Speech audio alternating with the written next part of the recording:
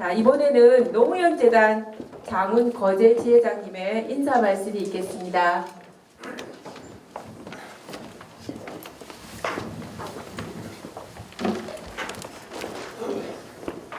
반갑습니다. 인사드리겠습니다. 거제 노무현재단 장훈입니다. 반갑습니다.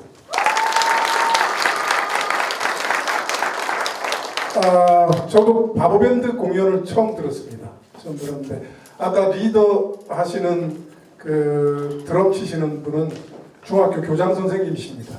네, 그래서 특별히 한번 더 말씀을 드리고 싶었습니다. 늦은 시간에 많이들 와주셔서 감사하고요. 어떻습니까? 살기가 좀 누구 말대로 살림살이가 좀 나아지셨습니까? 요즘 주변에 좀 나하고 같은 생각을 하면서 사는 사람들이 있는가 하기도 하고, 또 이렇게 현 정권에 대해서 많이 실망하고 있는데 이런 생각들이 좀 다들 비슷한가라는 생각도 들고 여러 가지 궁금하기도 하고 세상 돌아가는 것도 좀 궁금하고 그러실 겁니다.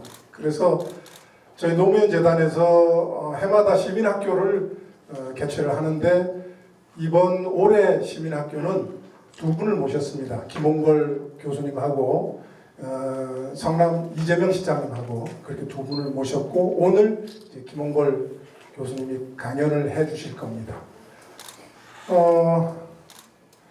자관 점입 가경입니다. 그렇죠. 지금 돌아가는 걸 보면 어디가 끝인지를 정말 모르겠습니다. 한번 갈 때까지 가볼 것 같은 그런 느낌이고 모든 세상 일이라는 게 다 그렇습니다만 원인이 있겠죠. 그 원인을 오늘 김홍걸 교수님한테 좀 들어보고 그죠?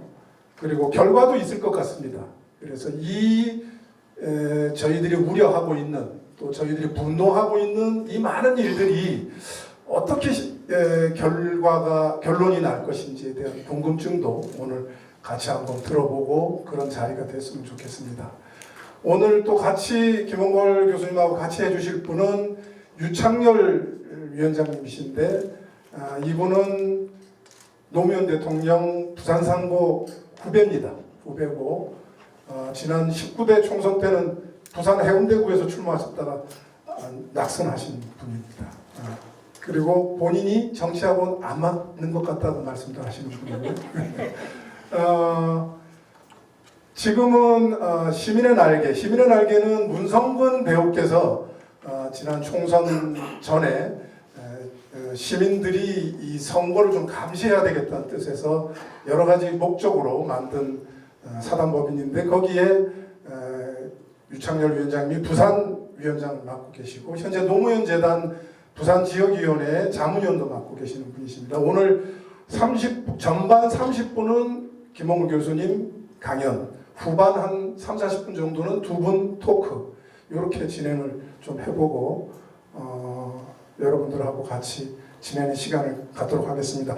오늘 자주 뵙는 분들도 계시고 또 마땅히 이런 자리에서 소개를 드려야 될 분들도 계시지만 강연 후에 이만큼 그냥 내빈 소개 생략하겠습니다. 많은 양해 부탁드리고요. 오늘 참 또 독특한 거 하나는 요즘 그 팟캐스트가 굉장히 유행하고 있는데 많은 사람들이 듣습니다.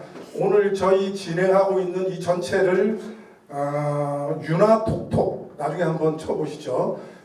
유나톡톡이라고 하는 팟캐스트에서 전체 녹음해서 팟캐스트 방송으로도 내보낼 예정으로 있습니다. 여기 연단을 좀 마련을 좀 해주시죠. 그리고 아까 노래 부르시던 우리 이종호 40kg 빼신 우리 노무현재단 일꾼입니다. 노래도 잘하시고 김홍걸 위원장님 나오시게 연단을 좀 마련해 주시고요. 의사는 아직 안 해도 됩니다. 나중에 토크 때 하면 됩니다. 그렇게 해주시고 김홍걸 교수님은 지금 현재 연세대학교의 개공 교수로 계시고 또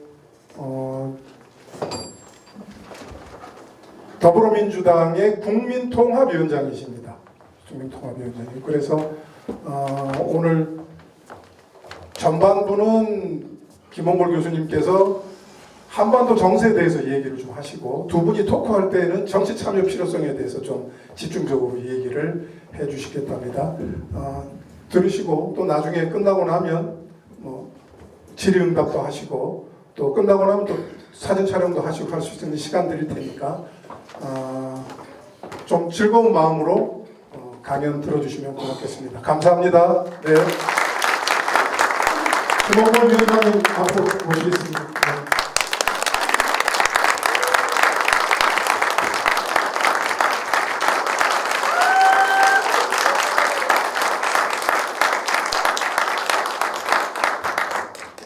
안녕하십니까, 김홍걸입니다. 일단 짧게 요즘 이 위기가 심화되고 있는 한반도 정세에 대해서 좀 말씀을 드리겠습니다. 요즘 여러분들이 그동안 뉴스를 보셨으면은 그 박근혜 대통령이 요즘 입만 열면 당장 북한이 망할 것처럼 이 북한 정권이 붕괴되고 대량 탈북 사태가 나고 그렇게 될 것처럼 느낌을 가지셨을 겁니다. 근데 과연 이 북한 붕괴론이 사실에 근거한 것이냐, 실체가 있는 것이냐 하는 점을 우리가 먼저 한번 따져봐야 되겠습니다. 지금 북한 붕괴론은 90년대 중반에 이 김일성 주석이 사망했을 때 북한이 한 3, 4년간 고난의 행군 시기를 거칠 때 그런 얘기가 나왔었고, 한동안 잠잠하다가 또 이명박 정권이 들어서면서 이 김정일 위원장이 사망했을 때 또 그런 얘기가 나왔습니다. 그리고 그저 근거 없이 북한은 곧 망할 것이다 이런 소리는 뭐 제가 어렸을 적부터 들었으니까 수십 년 된 거죠. 근데 이 지금 박근혜 대통령은 북한 주민들에게 탈북해서 남으로 오라, 마치 70년대에 그 대북방송 아나운서가 여러분 자유대안의 품으로 오십시오 하고 방송하던 것처럼 이 흘러간 옛 노래를 다시 써먹고 있는데, 일단 그 북한 주민들이 탈북을 하자면 어디로 가야 되겠습니까? 이 경계가 삼엄한 휴전선을 넘어올 수는 없겠죠. 그러면 갈 곳은 중국밖에 없는데 압록강, 두만강 건너서 일단 그것은 남의 나라로 북한 주민들에게 밀입국을 하라고 권유하는 것이니까 그거 자체가 국가 원수가 해서는 안 될 외교적으로 문제를 일으킬 수 있는 얘기인 것입니다. 그리고 거물급 탈북자들이 나온다, 이게 정권 붕괴의 증거다 이러는데, 여러분 기억하시겠지만 97년에 주체 사상의 창시자라고 하는 황장엽 씨가 탈북을 했습니다. 지금까지 그 정도 거물이 탈북한 적은 없습니다. 그때 또 북한은 최악의 식량난을 겪고 있었습니다. 그래도 북한이 붕괴되지 않았습니다. 또 지금 탈북자에 대한 제대로 지원 대책도 없이 무조건 탈북을 하라고 부추기고, 또 대량 탈북 조짐이 있다고 하는데 대통령이 그 발언하고 나서 며칠 지나지 않아서 통일부 장관이 국회에서 이 야당 측이 질문을 하니까 대량 탈북의 징후는 없다고 말을 했습니다. 같은 정부 안에서도 이렇게 손발이 안 맞는 상황입니다. 실제로도 이 통계를 보면은 금년에 이 탈북자 증가 추세가 2009년과 비교해서 절반도 안 된다고 나오고 있습니다. 그리고 북한의 경제는 물론 우리 한국 수준으로 보면은 보잘것없지만 김정은 정권이 들어선 후에 한 번도 마이너스 성장을 한 적이 없고, 또 식량 사정도 예전보다는 호전됐다고 다들 얘기합니다. 제가 2011년 말에 그 김정일 위원장 사망 시 조문을 평양에 갔었는데 그때 다녀와서 느낀 것은 북한은 아직도 왕조 시대다, 조선 시대다 하는 그것을 느꼈습니다.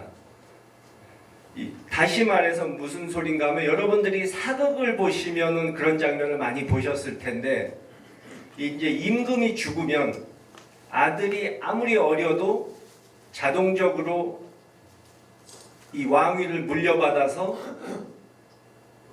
임금이 돼서 나라를 다스려 나가는 것이고 부족하든 어떻든 아들이 없으면 왕족 중에 한 사람이라도 데려다가 임금으로 만들어서 어쨌든 나라를 꾸려가지 않습니까? 근데 북한은 한 번도 우리처럼 민주주의를 해본 적이 없는 곳이기 때문에 그런 왕조식의 승계가 당연시되어 있는 사회라는 것입니다. 좀 먼저 말한 그 황장엽 씨가 과거 우리나라에 있을 때 그런 얘기를 한 적이 있습니다. 김정일 그 위원장의 건강이 안 좋다 이런 얘기를 나왔을 때 한 말이 북한에는 김정일을 승계할 사람은 100명도 더 찾아낼 수 있다. 다시 말해서 이 우두머리가 갑자기 사라진다 하더라도 이 북한 정권의 핵심이고 기득권층을 대변하는 노동당 조직 지도부가 있는 한 그 사람들이 대체할 인물을 금방 찾아내고 또 그렇게 승계를 해서 정권을 끌고 갈 것이다 하는 겁니다. 그리고 북한이 과연 붕괴를 한다고 그런 가정을 했을 때 우리가 감당을 할 수 있느냐 하는 그 정도 생각을 해야 됩니다.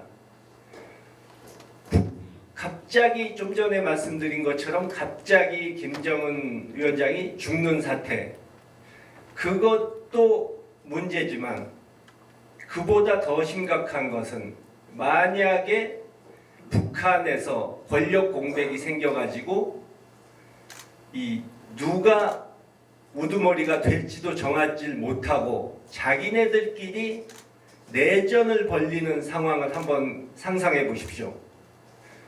핵까지 보유한 사람들이 자기들끼리 전쟁을 벌린다면 우리가 과연 누구 편에 서야 되겠습니까? 아마 그 중에 어떤 세력도 이 북한 땅을 그대로 남쪽에 갖다 바치려는 생각을 하는 세력은 없을 겁니다. 그러면 엄청나게 위험한 상황이 발생하게 되고 난민들이 중국과 우리 쪽으로 쏟아져 들어올 텐데 10만 명만 남쪽으로 온다고 한번 가정해 보십시오. 그 혼란을 어떻게 감당을 하겠습니까? 작년에 제가 이 중국에서 북한 전문가인 중국 교수와 그런 얘기를 나누니까 그분이 이 웃음을 터뜨렸습니다. 그 당시 메르스 문제가 심각할 때였는데 메르스 사태도 관리 못하는 한국 정부가 과연 2,500만이 넘는 인구의 북한이 붕괴를 했을 때 그것을 감당할 수 있겠느냐 하는 얘기였습니다. 그리고 100번 양보해서 북한이 붕괴되고 위험한 사태가 일어나지 않는다고 가정을 하더라도 우리가 과연 마음대로 북한에 가서 북한 땅을 접수할 수 있느냐 하는 문제가 있는데 국제법상 우리는 북한 영토에 대해서 아무런 권리가 없습니다. 대한민국 헌법에 북한까지 한반도 전체가 우리 영토라고 한 것은 선언적 의미일 뿐이지 북한은 엄연히 이 유엔에 가입된 합법 정부이고 북한에 무슨 사태가 일어났을 때 도저히 안 된다 싶을 때 유엔 평화 유지군이 들어갈 수 있을지는 몰라도 한국군이 마음대로 들어갈 수가 없습니다. 또 들어가고 싶다 하더라도 이 한국 전쟁 때처럼 유엔군 사령부가 꾸려져서 뭐 10중 8구 미국이 사령관을 하는 유엔군 사령관이 허락을 받아야만 가능한 것입니다. 그렇기 때문에 우리가 북한을 그렇게 쉽게 접수할 수 있는 시나리오라는 것은 존재하지도 않고, 지금 정부에서도 북한 붕괴 시 어떻게 해야 된다는 이 대책은 전혀 마련되어 있지 않는 것입니다. 특히 우리와 독일의 경우가 전혀 다른데, 이 독일 통일 과정을 기억하시는 분들이라면 이 독일의 경우에 70년대 초부터 동방 정책으로 이 서독이 자유국가인 서독이 공산국가인 동독에게 계속 원조를 주고 이 동질성 회복을 위한 노력을 해서 동독 주민들이 이 서독 방송 같은 걸 보면서 이 양측 주민 사이에 이질감이 별로 없었고, 동독 주민들이 서독 주민들에 대한 반감도 전혀 없었기 때문에 이루어질 수 있었던 것이고, 그것조차도 동독의 공산 정권이 무너진 후에 민주적인 정부가 선거에 의해서 세워지고 다시 그 정부가 서독과 협상을 해서 통일이 된 것입니다. 그냥 자동으로 서독이 접수를 한 것이 아닙니다. 과연 한반도에서 당장 그런 상황이 있을 수가 있겠습니까? 특히 또 주변국과의 관계를 생각하지 않을 수가 없는데, 중국의 입장은 여러분들이 북한 핵 문제가 우리 남측과 미국, 일본에게만 골치 아픈 문제라고 생각하시지만 중국에게도 심각한 문제입니다. 중국이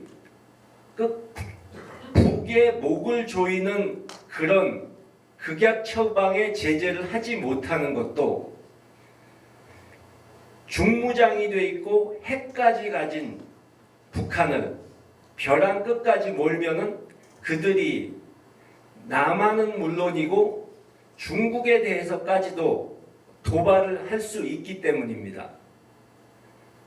두만강 근처에서 핵폭탄 터뜨리면 북한만 피해 입겠습니까? 중국도 엄청난 피해를 입는 겁니다. 또 중국이 그동안에 가져왔던 공식 입장은 한반도 비핵화, 경제 안정과 평화 수호, 대화와 협상을 통한 해결입니다. 이 세 가지 원칙은 절대 불변이다 하는 점을 중국 측에서 여러 차례 반복했습니다. 지금 얘기한 부분은 사실 유엔 결의안에도 있는 얘기입니다. 한국 언론에서는 유엔 결의안에서 북한을 강력 제재하기로 했다, 그 말만 강조하지만 유엔 결의안에는 분명히 대화와 협상을 해서 해결하는 것이 목적이라고 되어 있습니다. 결국 제재는 대화와 협상으로 끌어내기 위한 수단이다, 이런 뜻입니다. 그렇기 때문에 북한을 완전히 북한의 숨통을 조이는 제재라는 것은 불가능하다 하는 얘기입니다.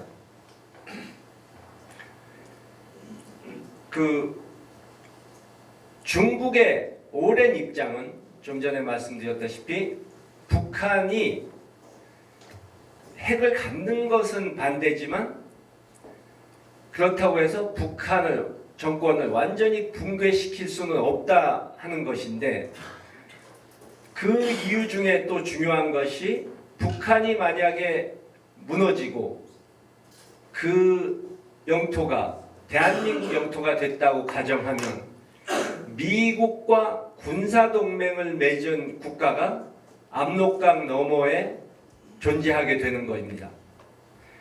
그것은 중국으로서는 절대 받아들일 수 없는 그런 시나리오가 되는 겁니다. 그것은 1, 20년 된 입장이 아니고 수백 년 전부터 한반도에 적대 세력이 들어오는 것을 중국은 결사적으로 막아왔습니다.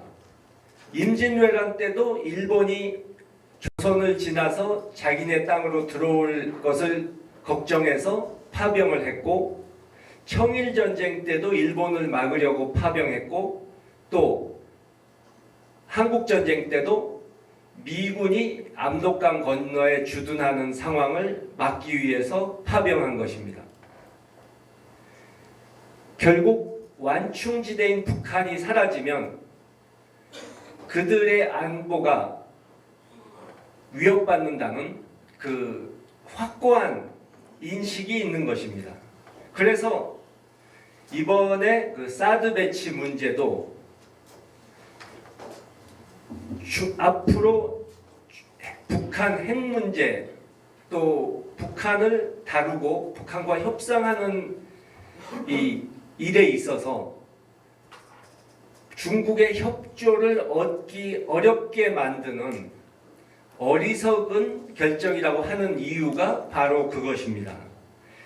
미국의 MD, 그러니까 미사일 방어 체계에 편입돼서 자신들을 노리는 그런 무기 체계가 한반도에 있게 되는 경우에는 우리의 안보가 강화되기는커녕 오히려 중국과 러시아의 표적이 되는 것입니다. 만약에 이 상황이 더 악화돼 가지고 한미일 동맹 대 북한, 중국, 러시아의 이 새로운 냉전 시대가 된다면 우리 한반도 평화의 꿈이 완전히 사라지는 것입니다. 이 사드 배치 문제가 사실 우리 안보에 도움이 정말로 되는 것이라면 어떤 난관을 극복하고라도 들여와야 되겠지만, 지금 상식적으로 생각해봐도 우리의 안보에 직접적으로 도움이 될 수가 없습니다. 사드란 무기는 이 높은 고도에서 떨어지는 장거리 미사일만을 막을 수 있는 것인데, 북한이 중단거리 미사일과 장사정포를 놔두고 한반도 내에서 남쪽을 그런 식으로 공격할 이유가 없습니다. 일단 수도권 방어에는 소용이 없다고 이 한미 양측 정부에서 인정을 했고, 그러면 이쪽 영남 지역 방어에는 도움이 되느냐? 그것도 대륙간 탄도탄을 쏘지 않는 이상 의미가 없는 것인데, 북에서 사실 그런 무기를 써야 할 필요도 없습니다. 이 영남 지역에 원전이 얼마나 많습니까? 또 이 댐이라든가 4대강 보호 이런 것도 있지 않습니까? 예를 들어 원전 같은 것을 중단거리 미사일로 쐈다고 가정을 해보면 후쿠시마 원전 때보다도 더 끔찍한 상황이 벌어지고, 그 지역은 수십 년간 사람이 살 수 없는 방사능 오염 지역이 될 수도 있는 것입니다.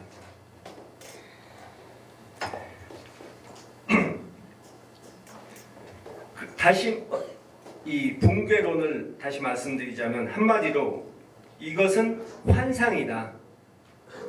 지금 정도의 제재로 북한이 붕괴될 것이었다면 아마 진작에 북한 체제는 무너졌을 겁니다. 그리고 더 이상 강한 제재는 사실상 불가능합니다. 또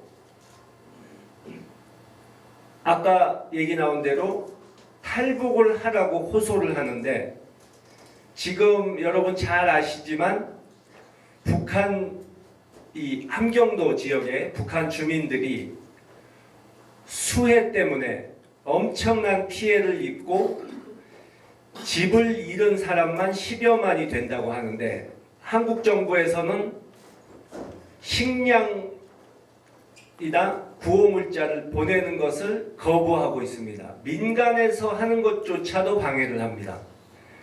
근데 그러면서 북한 인권을 운운하는 것 자체가 위선적이라고밖에 할 수 없습니다.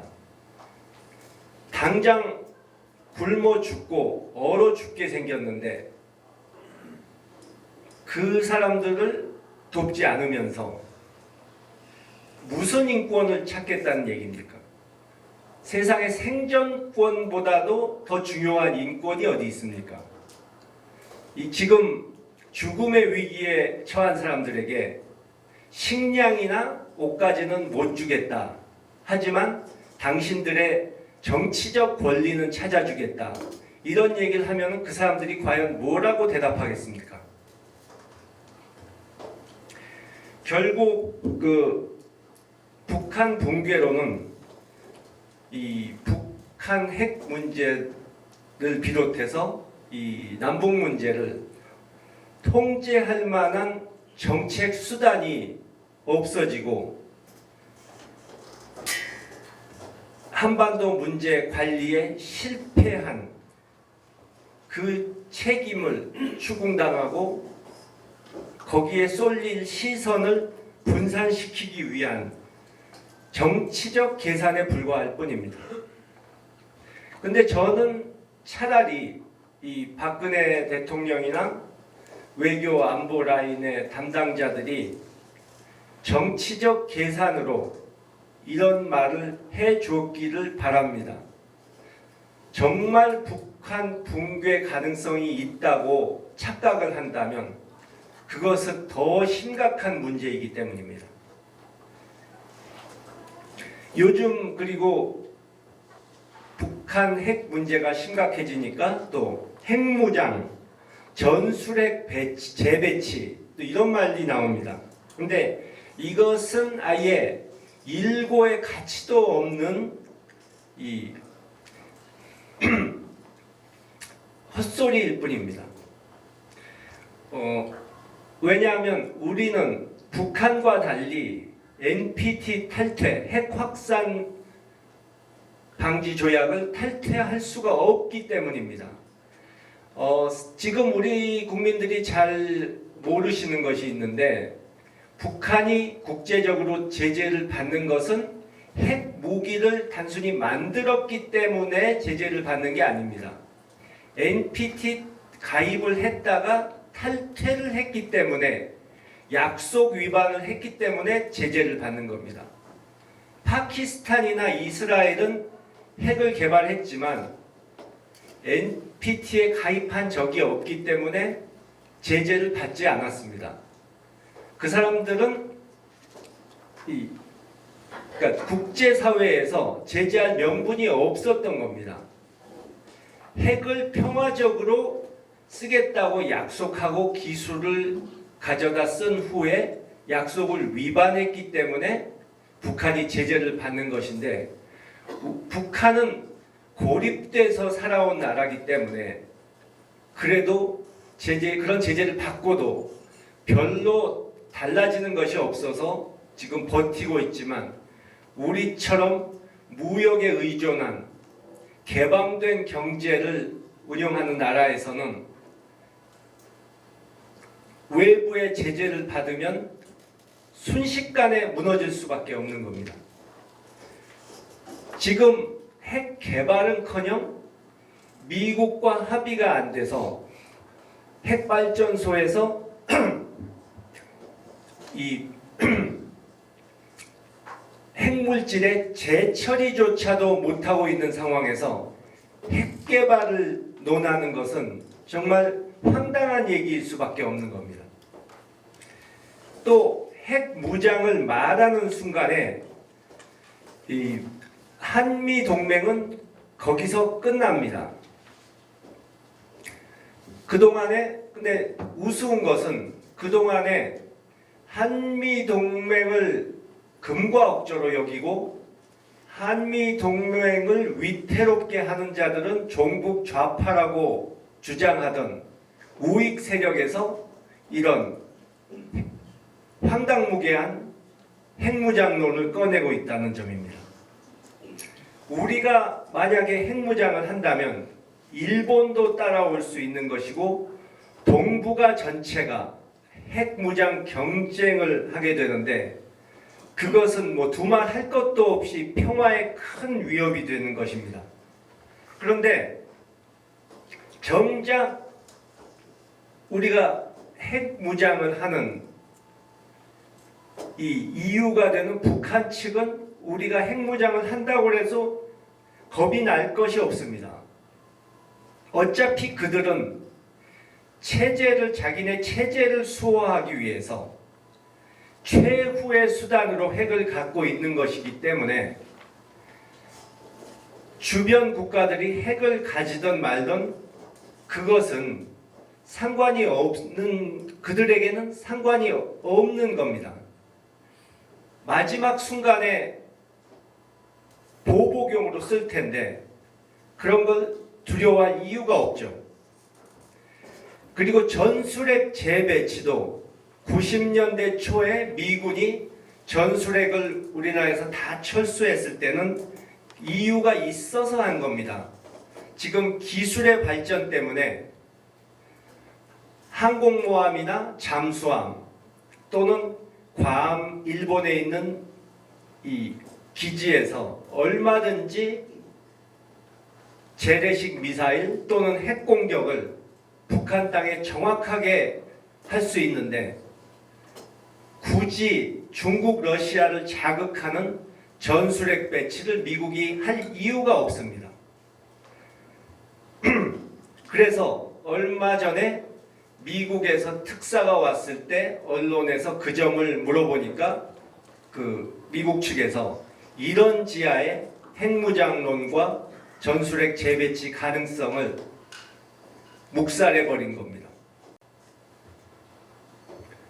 또 요즘 북한을 선제 타격한다 이런 얘기가 나오고 있는데 선제 타격도 현실성이 없는 주장입니다. 이 1994년에 1차 북한 핵 위기 때 미국의 클린턴 정권에서 그런 것을 검토해가지고 주한미군 사령부에서 보고를 받은 적이 있습니다. 그때 주한미군 측이 검토한 내용을 나중에 당시 주한미 대사를 하셨던 분께 제가 들었는데 그때 나온 보고서가 뭐 지금은 더 상황이 더 나쁠 수도 있겠죠. 근데 그때 나온 내용이 전쟁이 그러니까 북한을 타격하면 미국 측이 북한은 당장에 남쪽으로 공격을 시작할 것이다. 그렇게 되면 불과 며칠 만에 양쪽에서 100만 명 이상이 죽고 엄청난 재산 피해가 날 텐데 그것을 복구하려면 20-30년 걸리고 또 비용도 몇백조가 들 수 있다 하는 보고서를 냈습니다. 그래서 미국 측이 선제 공격을 포기했던 것입니다. 그렇기 때문에 선제 공격론도 매우 위험한 발상이고 현실적으로 가능성이 희박한 그런 얘기라고 할 수 있습니다. 또 우리가 남북 대화나 교류를 하지 못함으로 인해서 지금 손해보고 있는 것 그것을 좀 말씀드리자면은 우리가 지금 경제 상황이 여러모로 안 좋고 그동안에 우리나라의 성장 동력이었던 산업들이 어려움에 처해 있고 사양화되고 하는데 아직 새로운 성장 동력은 찾지를 못하고 있는 상황인 것은 여러분들이 잘 아실 겁니다. 근데 그런 어려운 상황이면서도 우리가 눈앞에 보이는 것을 보이는 기회를 외면하고 있는 것이 바로 이 대북 경제 협력입니다. 그동안에 얘기 나온 북한의 지하 자원 같은 것은 제쳐놓고라도 요즘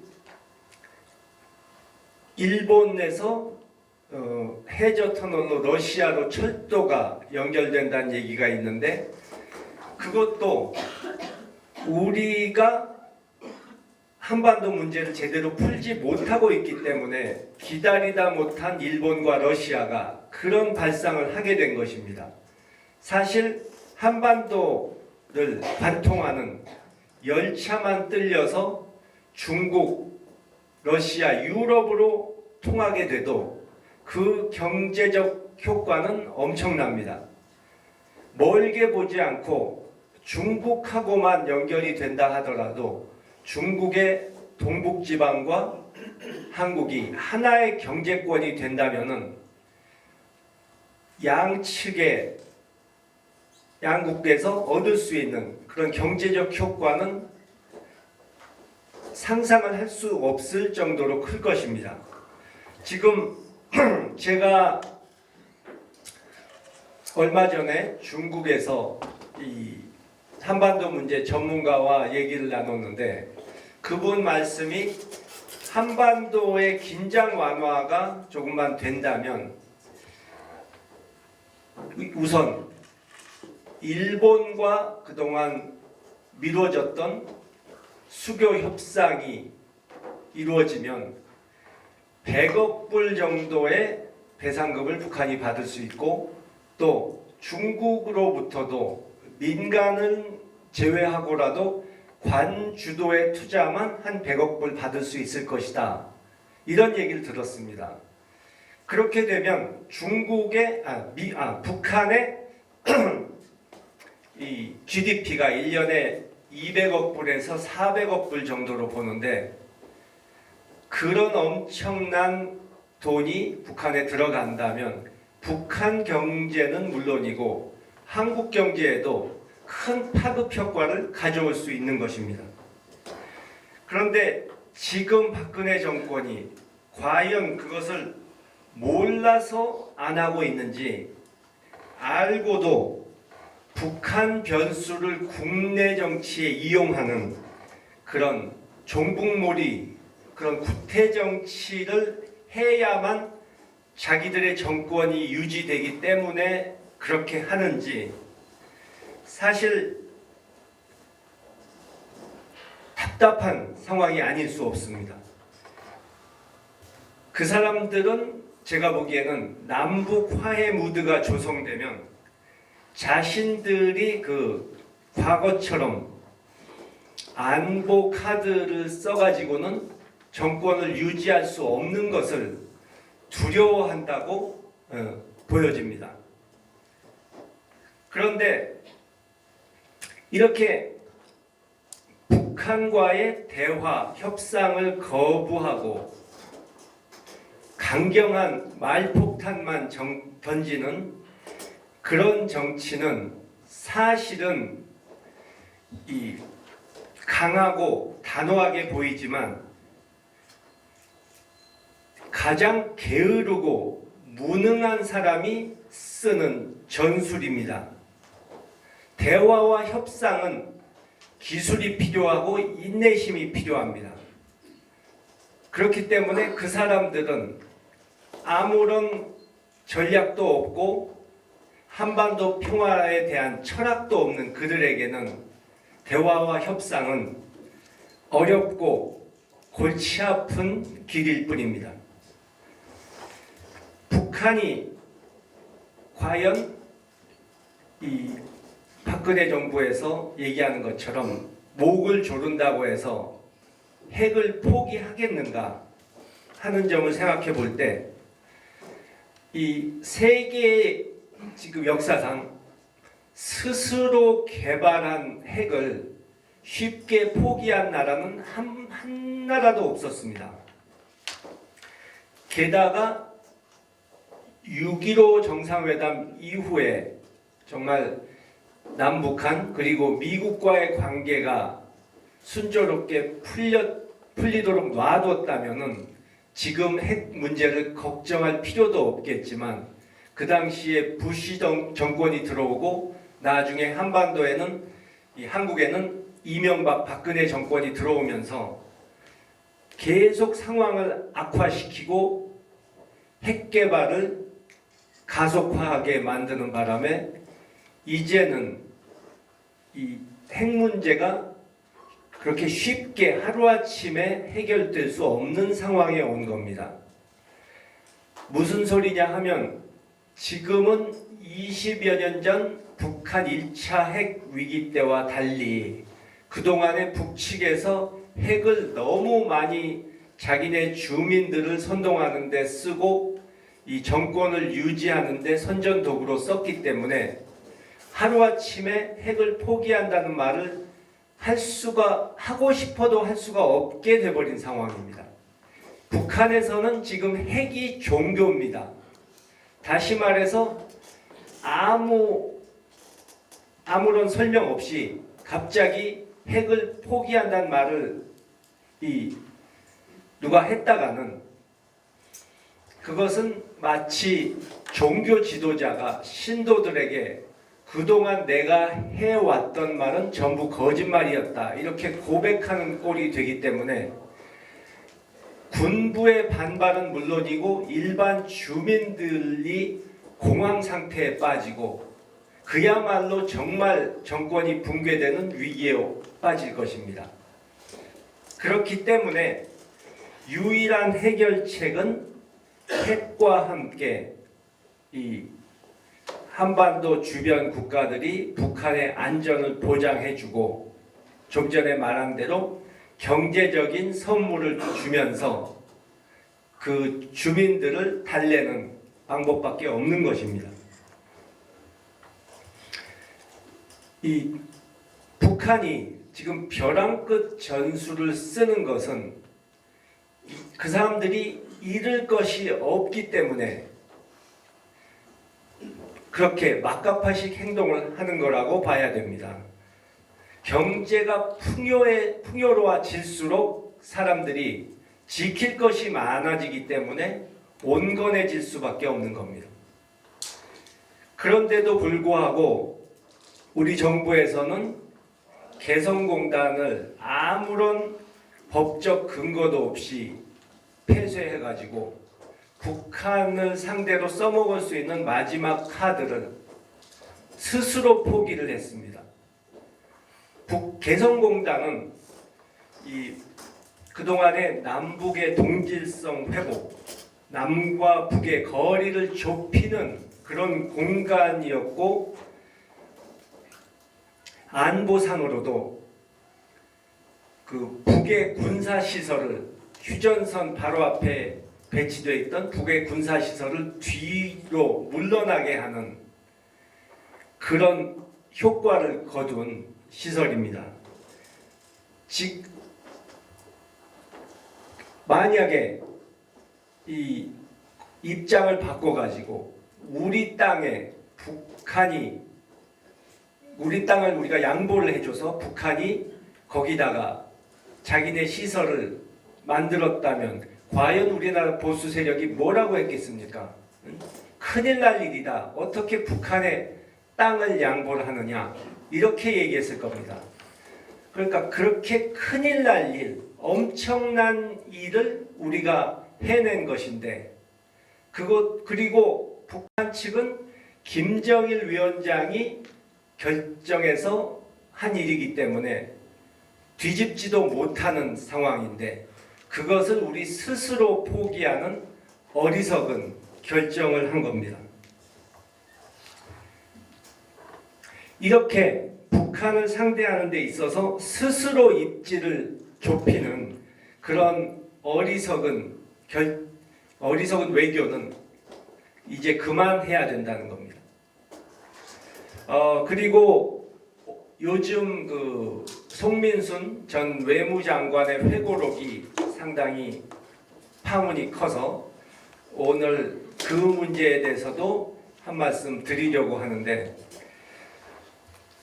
그 당시에 그 상황을 여러분들이 지금과는 그 당시 상황이 많이 달랐다는 것을 생각을 한번 하셔야 되는데, 그때 남북 정상회담 직후고 또 북에서 총리급 회담으로 북한 총리가 와서 회담을 하고 있을 그런 상황이었습니다. 우리가 북한 인권 법안에 찬성표를 던진다는 것은 상대편하고 잘해보자고 악수하고 나자마자 뺨을 때리는 것 같은 그렇게 돼버리는 상황이었습니다. 그때가. 그리고 원래 외교부는 이 남북한 관계의 문제도 국제관계로 보고 북한의 인권 문제도 국제 기준에 따라서 처리해야 된다는 입장을 줄곧 가지고 있었던 부처고, 통일부는 남북관계는 민족 내부의 특수관계이기 때문에 다른 나라를 다루는 것과는 달라야 한다. 이것이 기본 입장이었습니다. 근데 그 당시에 통일부 그리고 청와대 안보실, 국정원 모두 다 기권이 옳다 하는 입장이었고, 좀 전에 말한 대로 이제 대화가 활발할 때였기 때문에 그랬던 것이죠. 그 전에 북한이 핵실험했을 때는 찬성표를 던졌습니다. 그렇게 강온, 양유연하게 두 가지 전술을 그때 썼던 것입니다. 물론 그 당시에 이 송민순 외교부 장관이 뭐 자신의 의견이 받아들여지지 않은 데 대해서 불만을 가졌을 수도 있고, 요즘 뭐 보도에 의하면은 뭐 반기문 사무총장을 의식해서 그랬을 수도 있다 하는데, 그것은 뭐 추측이니까 여기서 길게는 말씀드리지 않겠습니다. 근데 결국 중요한 것은 그 유엔의 북한 인권 결의안, 그때뿐만 아니고 여러 차례 결의안을 냈었는데, 그리고 미국도 그 당시에 국내적으로 북한 인권법을 통과시켰는데, 이런 결의안이나 법들이 실제로 북한 인권을 개선시키는데 무슨 역할을 했느냐 하고 질문한다면 대답은 아무 변화도 가져오지 못했다 하는 겁니다. 결국 그 정치인들이 자신들이 북한 문제에 대해서 이렇게 강하고 단호한 태도를 취한다 하는 정치적인 이 효과를 노리기 위해서 했을 뿐이고, 실제로는 아무 효과도 없었던 그런 것인데, 마치 그것이 이적 행위인 것처럼 지금 말을 하고 있는 겁니다. 그 당시에 이 국가안전보장회의는 청와대 안보실장이 주재하는 것이고, 비서실장은 그저 없어버려서 가서 앉아있는 정도였고, 외교 안보 라인에 속해 있는 위치도 아니었다는 것을 우리가 기억해야 됩니다.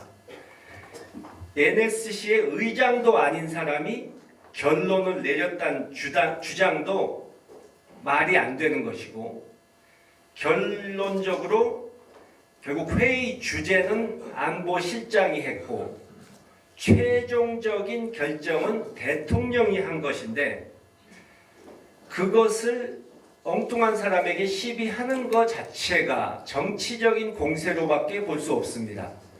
지금 박근혜 정권에서도 국가 외교 안보 문제로 야당이 이 국회에서 문제를 삼을 때도 질문이나 책임 추궁을 외교 안보 라인에 있는 사람들에게 하지, 뭐 김기춘 비서실장, 이병기 비서실장, 이원종 비서실장 이런 분들에게 한 적이 없습니다.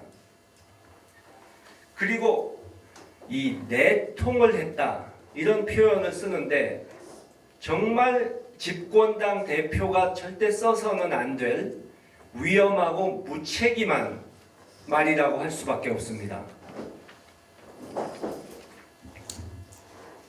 북한과의 교류뿐만 아니고 국제관계에서 또 외교를 할 때 조용하게 물밑 접촉을 하고 상대의 반응을 타진해보고 하는 것은 항상 있는 일인데 일일이 다 국민에게 발표하지 않았다고 해서 그것을 내통이라고 부른다면 외교고 대북 접촉이고 아예 할 수 없게 되는 겁니다. 그렇게 따지면 과거에 박정희 정권 때 이 국민들 몰래 이우락 정보부장을 특사로 보내고 유신 선포를 미리 알려주고 또 전두환 정권 때 이 특사를 보내고 또 이명박 정권에서 싱가포르 베이징에서 비밀 접촉을 하고 이것도 다 내통이 되는 것이고 박근혜 정권이 작년에 일본과의 위안부 협상을 종결할 때 국민들에게 전혀 내용을 알리지 않고 있다가 갑자기 그 전의 입장과는 180도가 다른 굴욕적인 내용을 합의해버리고 일방적으로 발표한 것도 사전 내통이라고 해야 됩니다. 그렇기 때문에 이 외교 행위를 가지고 내통이니 이적 행위니 이런 말을 하는 것은 당장 정치적으로 써먹기엔 좋을지 몰라도 이 대북 문제를 푸는 데나 앞으로 외교를 해나가는 데 있어서 어느 정권이 들어와도 걸림돌이 되는 아주 위험하고 무책임한 행동인 것입니다.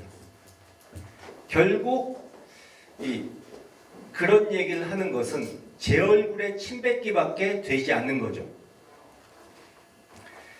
그분들이 근데 그런 수법을 쓰는 것은 결국 그동안의 색깔론, 종북몰이 공세가 효과가 있었고 그걸로 자기들이 선거에서 재미를 봤다 하는 그거를 가지고 이번에도 될 것이다 하고 시도를 한 것인데 그런 것을 계속 우리가 용납했다가는 내년 대선도 색깔론 또 안보 프레임으로 건전한 정책 대결은 실종되는 것이고 상대를 모함하는 구태 정치만 난무하는 그런 최악의 상황이 올 수밖에 없습니다.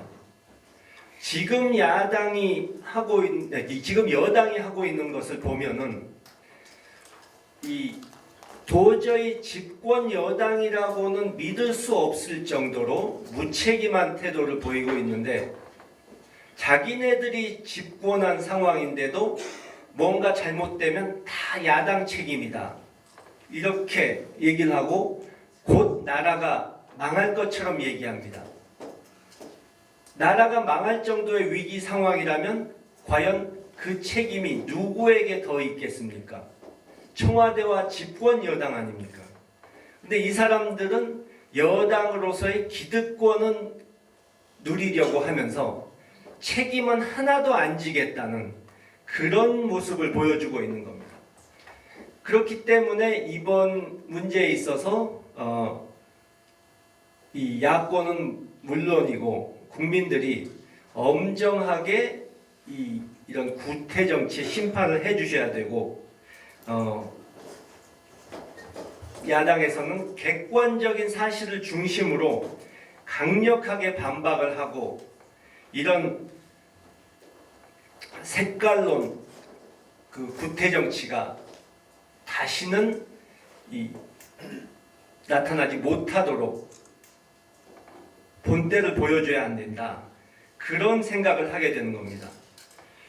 이런 세력이 다시 집권을 하게 된다면 한반도 평화는 완전히 물 건너가는 것입니다.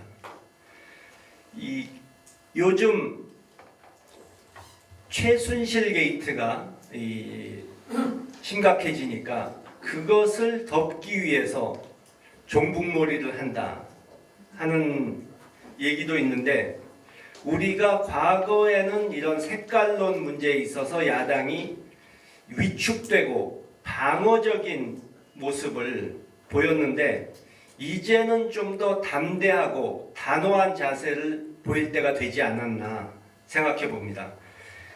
다시 말해서 그들이 이 이념 논쟁을 하려고 들 때 너희들이야말로 이 과거 냉전 시대의 낡은 이념에 얽매여서 억지 주장을 하는 사람들이고, 우리는 냉정하고 합리적인 현실주의자란 것을 분명히 밝혀야 되고, 우리가 미국, 일본, 중국 어느 외국도 아닌 대한민국의 이익을 최우선으로 하겠다는데, 그게 왜 이적행위고 종북이냐 하고 강하게 맞받아쳐야 한다고 생각합니다.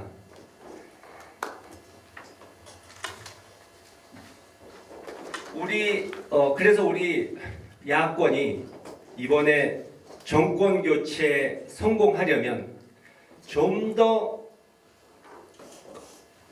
단호한 모습을 보여야 한다고 방금 말씀을 드렸는데, 달라져야 할 부분이 사실 이 과거에는 우리가 투쟁을 한다 그러다가 뭐 좀 역풍이 불 것 같다 이런 말이 나오면 지레 겁을 먹고 유턴을 하고 몸을 사리는 그런 모습을 많이 보여줬습니다.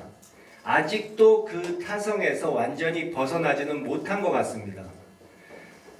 이번 총선에 좀 의석을 많이 예상보다 많이 얻었다고 해서 이 식으로 계속 가면 된다, 우리가 총선에서도 승리했다 이런 말씀을 하는 분들이 있는데, 저는 총선 이후에 한 번도 총선 승리라는 말을 해본 적이 없습니다.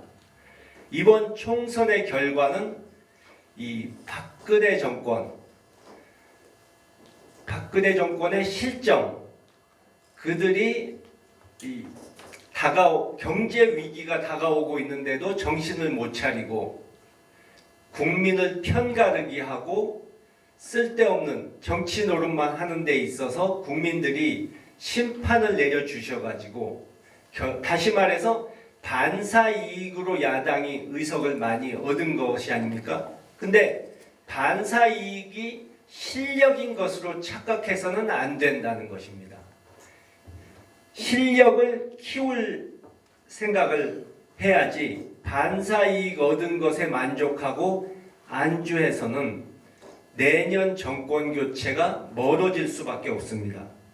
또 이제 부자 몸살이기 한다는 식으로 우클릭한다, 뭐 외연 확대를 한다 이러는데, 상식적으로도 이 야당의 전통적인 지지층조차도 다 확실히 다져놓지 못하고, 이 호남에서 참패를 봐도 알 수 있지 않습니까? 그런데도 이 확고한 지지층의 결집도 이루지 못한 상태에서 외연 확대란 말은 있을 수가 없는 것입니다.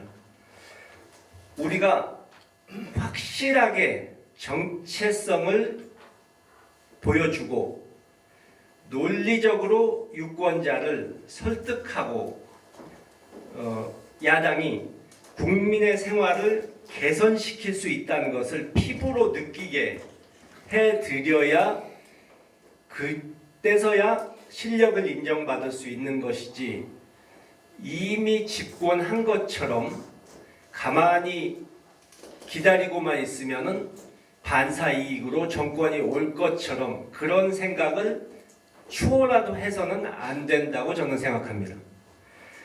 이 우클릭, 중도 확장 이런 문제도 사실 우리가 보고 배워야 할 대상이 미국의 이번에 샌더스 후보 같은 사람입니다. 그분은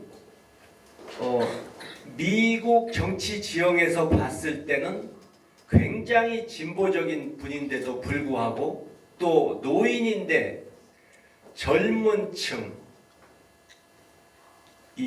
그리고 전에 그런 진보적인 후보에게 투표를 안 하던 계층에서까지 많은 표를 얻을 수 있었는데, 그 이유는 그분이 확고하게 자기가 한 말은 끝까지 지키고 자기의 정치적 입장을 그때그때 상황에 따라서 이리 갔다 저리 갔다 하지 않고 일관성 있게 유지하는, 신뢰할 수 있는 정치인이라는 것 때문이었습니다. 우리 야당이 정말 보고 배워야 할 그런 대상이라고 하겠습니다.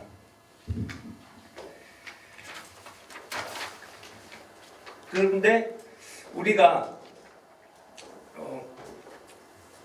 샌더스 같은 정치인을 보면서 우리도 그런 정치인이 있었으면 좋겠다. 또 왜 한국 정치인들은 이 한심한 사람들이 저렇게 많으냐, 여야를 보면서 그런 생각을 많이 하실 겁니다.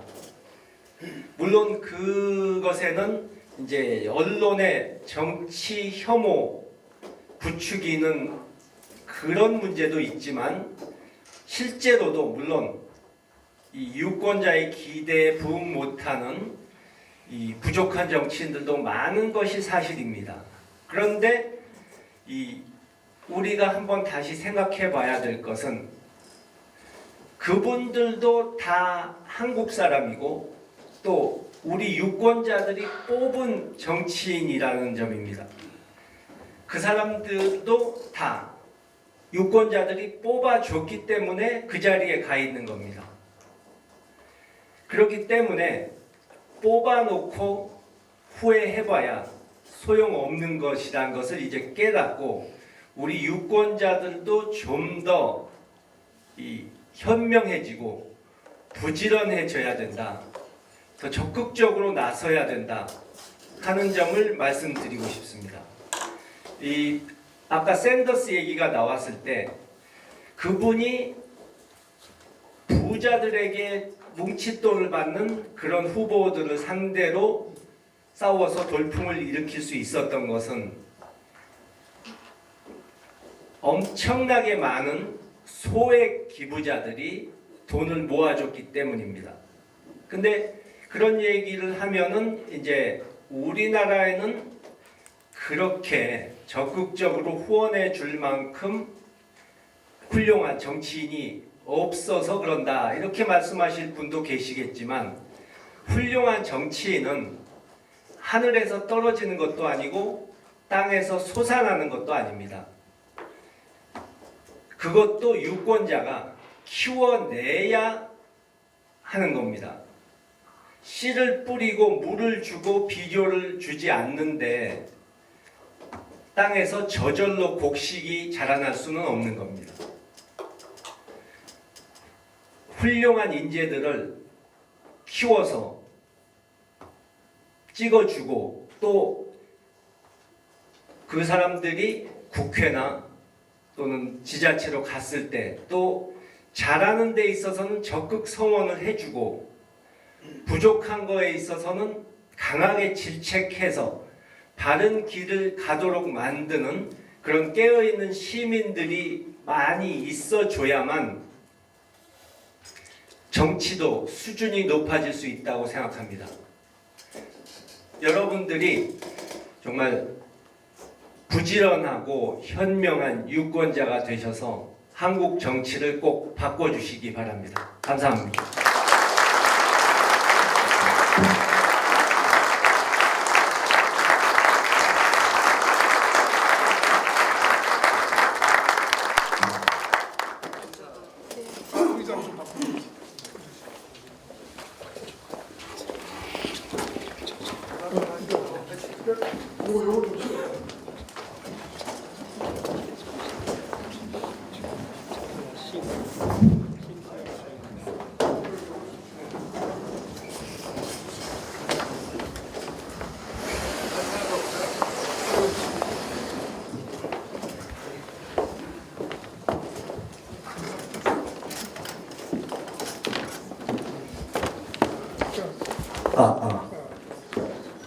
네, 반갑습니다. 네, 오늘 거제도에 많이 오셨네요. 제가 지난해 시민의 날개 설명회 하러 우리 문상돈 전 대표랑 같이 왔을 때보다도 많이 오신 것 같습니다. 그리고 오늘 우리 김홍걸 통합위원장님 강연을 듣는데 우리 거제에 계신 우리 지혜 회원님들 그리고 너무 진지하신 것 같아요. 박수도 중간에 치는 거 한 번 못 봤습니다. 우리 토크쇼 할 때는 좀 편하게 그리고 시간이 생각보다 많이 지체를 해서 이렇게 앞에 강연했던 내용과 겹치는 부분은 빼고 한 30분 정도만 이렇게 간단하게 하겠습니다. 이렇게 이제 박수로 그러면 시작하도록 하겠습니다. 감사합니다. 오늘 거제지의 바보밴드 우리 유나톡톡에서 라이브로 전국에 생중계됐습니다. 아마 스카우트 제의가 있을 것 같습니다. 네. 그리고 아마 내년에 봉화음악회 게스트로 초대가 될 것 같아요. 저도 적극 노력 한번 해볼게요. 네. 많이 연습 부탁드리겠습니다. 예, 그리고 지금 오늘 이 토크쇼와 강연은 유나톡톡 문재인의 탐구 생활을 통해서 전국에 지금 라이브로 생중계되고 있습니다. 예. 거제 처음이시죠? 예, 처음입니다. 오늘 부산에서 이렇게 거제 넘어오는데 경치가 어떻습니까? 예, 이 거가대교인가요? 예. 예, 말로만 들었는데 와 보니까 정말 생각했던 것보다 더 경치가 좋고 예, 다시 한번 또 오고 싶습니다. 예, 거제도 박수 이럴 때 거제도 생각납니다. YS의 또 고향이기도 하고 문재인 전 대표님의 또 고향이기도 하죠, 거제. 근데 요즘 이 조선 경기가 안 좋아서 특히 대우조선 때문에 거제를 생각하면 많이 마음이 아프기도 합니다. 어떡하겠습니까? 이것도 극복해야 될 문제인 것 같고 정치권에서는 우리 김홍걸 위원장의 등장에 대해서 많은 사람들이 놀라고 있습니다. 그리고 우리 김홍걸 위원장님의 말씀, 글 하나하나가 너무나 정확하고 그 말 속에 또 내공이 느껴져서 요즘 SNS, 팟캐스트 등등 가장 핫한 정치인 중에 한 명인 걸로 알고 있습니다. 그리고 정말 국민 통합을 위해서 이제 우리 더민주당에서는 국민통합위원회가 이제 상설기구로 되셨죠. 예, 맞습니다. 그러면 우리 이제 국민통합위원회를 앞으로 어떻게 꾸려가고 가져올 계획이신지 그리고 뭐 발족식 같은 것도 하시는지 어때 포부 한번 부탁드리겠습니다. 예, 제가 이번에 이제 상설화된 국민통합위원회를 새로 맡게 됐는데요. 지금 현재 이제 조직을 만들어가는 작업 중이고 그 작업이 끝나면 11월 말에 이제 발족식을 할 계획입니다. 그래서 물론 이 정당의 일이란 게 이제 이 기업과는 달리 하루아침에 일처리가 다 일사천리로 되지는 않기 때문에 조금 시간이 걸리는데 저희가 국민통합위원회에서 이제 하려고 하는 것은 물론 전통적인 의미의 지역화합, 세대화합 뭐 이런 것도 해야겠지만 여러분들이 잘 아시다시피 이 박근혜 정권에서 말로는 국민통합을 하겠다고 하면서 정권을 잡은 박근혜 대통령이 오히려 정반대로 사사건건 가는 곳마다 갈등을 일으키고 국민을 분열시키는 바람에 사실 저희가 할 일이 많습니다. 예, 그리고 또 이 박근혜 대통령의 또 트레이드마크가 불통 정치 아닙니까? 그래서 저희는 소통 정치를 열심히 하려고 생각합니다. 그러고 보니까 박근혜 대통령 한 것과 반대로만 하면은 아주 잘 될 것 같습니다. 그리고 또 한 가지 이제 저희는 그러니까 그 동안에는 화합의 정치다, 통합의 정치다 이런 얘기를 할 때는 그냥 좋은 게 좋은 거고 시시비비 가리지 말고 대충 넘어가고 뭐 이런 식의 두리뭉술한 그런 얘기만 해왔는데 저희는 이 국민 통합과 화합을 저해하고 국민을 분열시키는 책동에 대해서는 단호하게 배격하고 싸우는 그런 모습으로 가겠다 하는 것을 여기서 말씀드립니다. 예, 여기 오신 우리 노무현 재단 회원님께서 많이 격려 좀 해주시고요. 우리가 행동하는 양심 그리고 깨어있는 시민 김대중 정신 노무현 정신으로 이어지는 이것도 통합입니다. 그래서 여러분들이 할 일이 많습니다. 우리 아들이신 우리 김원걸 위원장 가장 부러워하는 것 중에 하나가 노무현 재단입니다. 그래서 여러분들의 역할이 클 거라고 보고 여러분들 중에서 새로운 인재가 나와서 국민 통합에 기여하는 그런 기회가 됐으면 하는 바람입니다. 혹시 이 거제하니까 YS 얘기를 안 빼놓고 갈 수가 없습니다.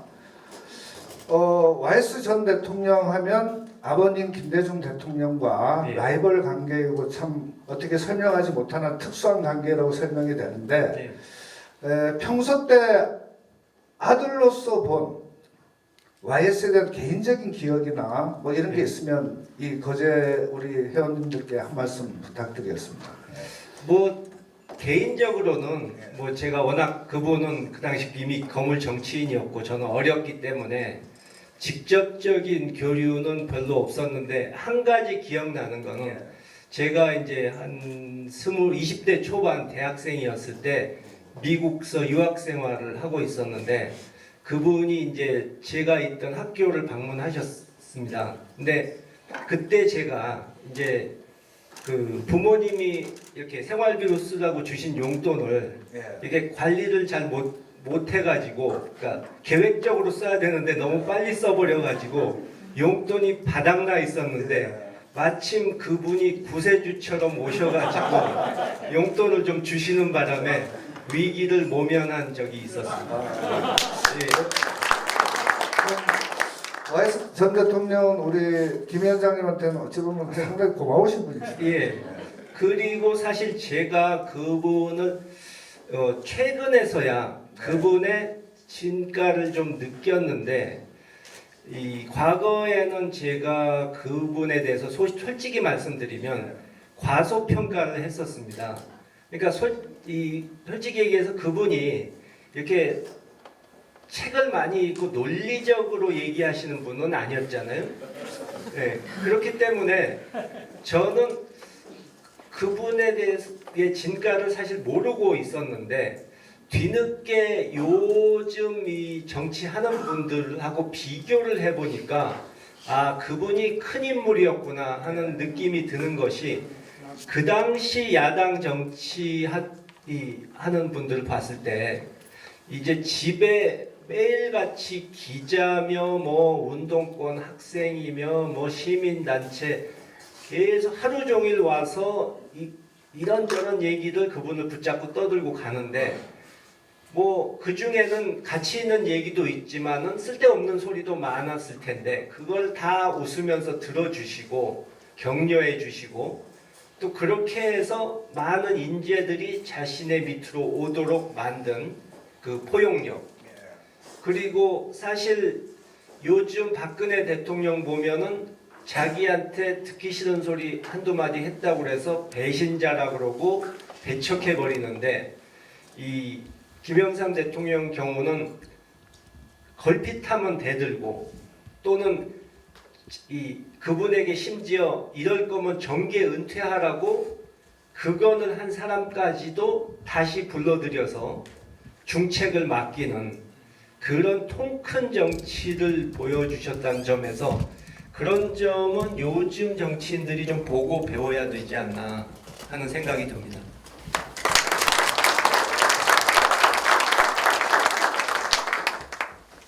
아마도 우리 김 위원장님께서 어딜 가시나 아버님 김대중 대통령에 대한 얘기를 많이 듣게 되실 텐데 아들의 입장에서 본 우리 김대중 전 대통령님 어떻게 생각하시는지 전 개인적으로 그 정치인 김대중보다는 사상가 김대중으로 저는 이렇게 인식을 많이 합니다. 그런 의미에서 저는 존경을 하고요. 아들 입장에서 본 또 아버지, 아까 우리 김영삼 대통령 얘기하실 때는 용돈 줘서 너무 은혜롭다 하는데 아버님에 대한 기억 한 말씀 부탁드리겠습니다. 예, 좀 전에 이제 한반도 평화에 대해서 말씀을 드렸는데 제가 그것에 대해서 그렇게 관심을 갖고 중요시하는 이유도 저희 아버지께서 평생 그 한반도 평화, 이 민족 화합을 이 평생의 이 사업으로 수건으로 생각하시고 이 노력을 하셨기 때문이죠. 근데 그분이 사실 이 원래 사업가로 성공하실 수 있었던 분인데 정치를 시작하시게 된 계기가 1950년도에 전쟁이 나서 고향인 목포에서 그때 인민군들에게 체포돼서 감옥에 갇히고 그 집단 학살을 당하기 하루 이틀 전에 이제 그 지역이 폭격을 당하면서 풀려나신 건데 보통 그런 경험을 그런 끔찍한 경험을 겪게 되는 사람들은 이제 상대에 대한 적개심에 불타가지고 이 극우파가 되기 쉬운데 그분은 반대로 그런 경험을 이 동포에 대한 사랑으로 승화시켜서 이 다시는 이런 전쟁이 끔찍한 일이 한반도에 있어서는 안 되겠다 하는 굳은 신념을 가지시고 평생 이 평화를 위해서 노력하셨고 때로는 감옥에 갇히고 또 이 빨갱이라는 비난을 받으면서도 끝까지 그 한반도 평화에 대한 신념을 버리지 않고 노력을 하신 점, 그것을 가장 중요하게 저는 생각하고요. 그렇기 때문에 그분이 노벨 평화상을 받으실 수 있었다고 생각합니다.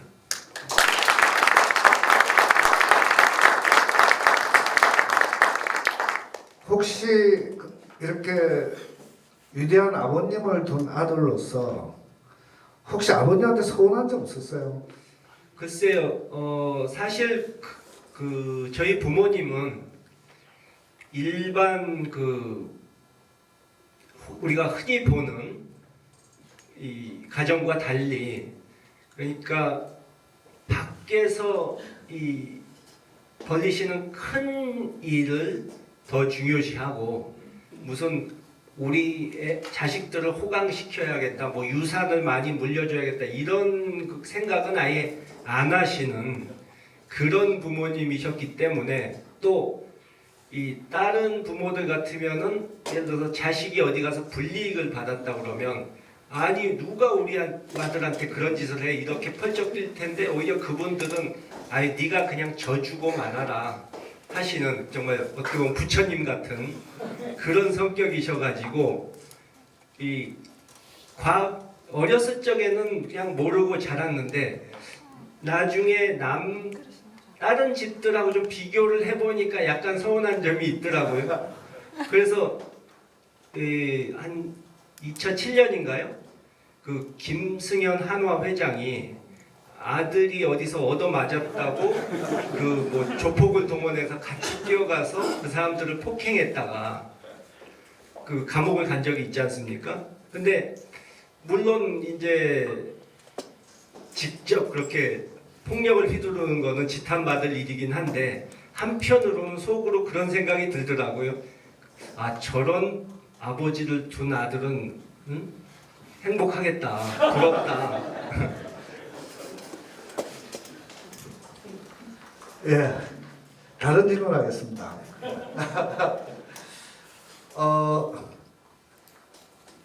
지난 더민주당 전당대회는 좀 특이한 점이 있었습니다. 그 지난 문재인 대통령이 당 대표 시절에 다른 질문. 그 당 대표 시절에 문재인 당 대표가 위기였을 때 대거 온라인 당원들이 입당을 했습니다. 권리 당원이 된 거죠. 그런데 이분들이 이번 전당대회에 상당한 영향력을 줬다는 거죠. 이제는 지역위원장, 유력 정치인 아니면 이런 몇몇에 의해서 당심이 좌우되는 시대는 지났다. 즉 권리당원이나 정말 우리 민심 그리고 깨어있는 시민들의 집단지성에 의해서 이제 정치도 움직일 시대가 오지 않았는가. 이제 적극적인 깨어있는 시민들의 정치 참여하는 시대로 도래를 했고 이제는 SNS나 모바일, 인터넷의 위력이 결국 정당 정치도 바꾸는 시대로 접어들었다고는 어떤 그러한 시대가 온 것 같습니다. 이런 정치 지형의 변화 그리고 젊은이들의 적극적인 정치적 의견 표출 이런 거에서 우리 김 위원장님께서는 어떻게 보고 계시는지 이렇게 한 말씀 부탁드리겠습니다. 예, 제가 이제 정치판에 처음 발을 들이면서 지난 선거 때 이렇게 다닐 때 사실 이 더불어민주당의 당원들조차도 또 지지자들조차도 사기가 분당 사태며 여러 가지 악재 때문에 사기가 많이 떨어진 상태였습니다. 거기다가 이제 비례대표 파동까지 이제 그 주호 선생께서 일으키셔가지고 아주 최악의 상황이 돼 있었는데 그때 사실 저도 우리 더불어민주당 잘하고 있으니까 표 주십시오 이런 말씀을 드릴 수가 없는 정말 염치가 없어서 그런 말씀 드릴 수가 없는 상황이었기 때문에 제가 그때 이제 뭐라고 호소했느냐 하면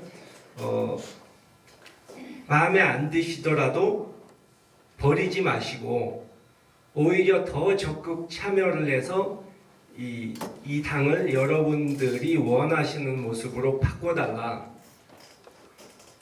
여러분들이 지금 떠나면 여러분들이 원하는 그런 정당을 만들 기회는 영원히 없어진다. 이렇게 호소하고 지금은 소수의 지도부 또는 국회의원들이 휘두르는 정당이지만 여러분들이 적극 참여하면 당원과 지지자들이 주인되는 정당이 될 수 있다. 이런 말씀을 드렸었습니다. 그리고 제가 호소를 해서 그렇게 된 건 아니지만 그 후로 이제 상황이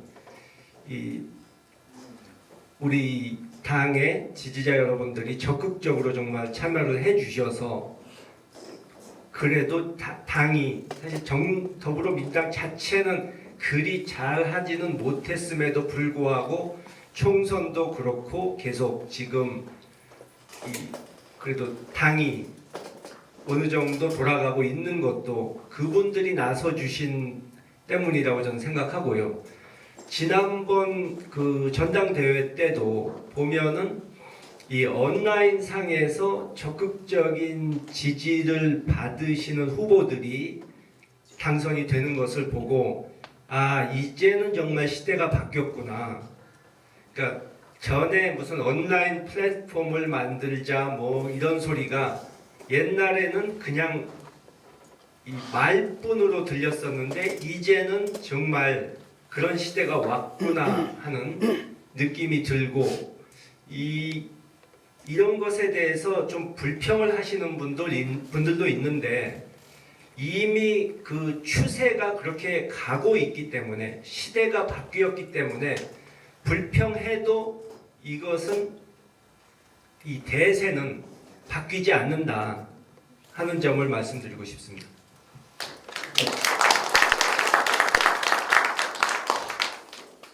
예, 저도 이렇게 밖에 나가면 우리 시민의 날개가 온라인 플랫폼이거든요. 깨어있는 시민들이 와서 노는 그리고 단기적으로는 내년도 정권 교체, 장기적으로는 깨어있는 시민에 의한 대의민주주의를 실현하는 걸 목표로 하고 있습니다. 그런데 어떤 질문을 받냐면요. 그냥 SNS 하시는 분들도 있고 어떻게 정치를 참여를 해야 될지를 몰라서 묻는 분들도 있습니다. 제가 어떻게 할까요? 제가 정치에 참여를 해서 뭘 하고 싶은데 어떻게 하는지를 모르겠습니다. 이렇게 하는 방법을 가르쳐 주세요라고 말씀하시는 분들이 있습니다. 이렇게 적극적으로 정치를 참여하고 싶어하는 깨어있는 시민들을 위해서 우리 김 위원장님을 보시면 이렇게 해줬으면 좋겠다. 우리 김대중 대통령께서는 그러시잖아요. 안 되면 담벼락이라도 보고 욕을 해라 이렇게 말씀하셨는데 구체적인 방법 좀 가르쳐 주시죠. 글쎄요, 뭐 저도 전문가라고는 할 수 없기 때문에 다 알지는 못하지만 제가 이제 정당 입당을 해가지고 활동을 하면서 짧은 기간에 이제 느낀 것은 이제 과거와 같은 그 국회의원, 지구당 위원장이 자기 친한 사람들만 모아다가 조직을 운영해서 정당을 꾸려가는 그런 시대는 이미 끝났다고 할 수 있고요. 지금 온라인 상으로 뭐 SNS 외에도 여러 가지로 활동하실 수 있는 것들이 많이 있고 또 앞으로 생길 것이기 때문에 그런 활동을 이제 적극적으로 해주시면 좋을 것 같고요. 또 이 온라인 입당 문호도 열려 있고 또 온라인 입당한 분들이 나중에 대선 후보를 결정하는 권리를 가지실 수 있고 그 외에도 이 우리가 이 더불어민주당 이 인터넷 사이트에 들어와 보시면은 여러 가지 그 위원회들도 있고 또 기구들이 있습니다. 근데 사실 아직까지는 적극적으로 그렇게 활동하시는 분들이 자발적으로 참여해서 활동하시는 분들이 많은 것은 아닙니다. 그렇기 때문에 여러분들이 그런 모임을 만들어서 적극적으로 와서 참여해 주신다면은 상당한 효과가 나지 않을까 생각합니다. 예.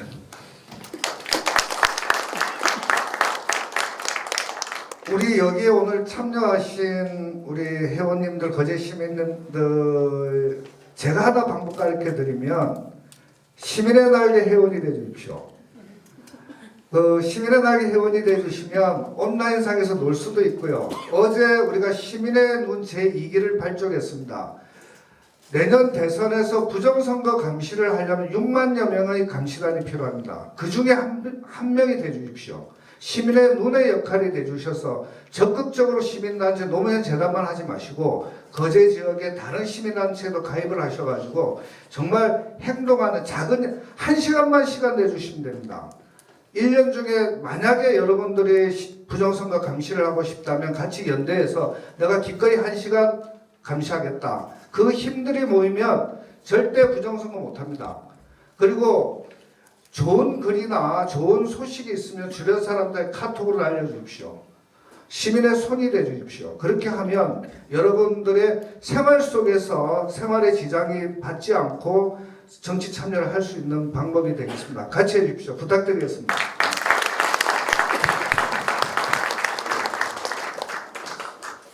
시간이 금방 가버립니다. 예, 원래보다 좀 시간이 많이 가는데 빨리 진행하도록 하겠습니다. 대선 얘기 안 할 수 없잖아요. 잘하면 내년에 3자구도가 될 것 같고, 그리고 아마 다음 차기 대통령은 지금의 대통령하고는 다른 대통령이 돼야 될 것 같아요. 지적 수준, 능력, 인성, 이 모든 것이 지금은 대통령이라고 말하기조차 부끄러우신 분이 사이비 교주의 뭐 제가 이렇게까지 얘기 안 해도 되겠죠. 분명히 반대의 대통령이 나올 것 같은데 우리 김 위원장님이 보실 때 차기 대통령의 덕목은 무엇이 됐으면 이러한 대통령이 됐으면 좋겠다 하시는 게 있을 것 같은데 그거에 대해서 말씀 한번 부탁드리겠습니다. 예. 뭐 아까 말씀드린 대로 일단 박근혜 대통령과는 정반대의 길을 가는 것이 일단 기본일 것 같고요.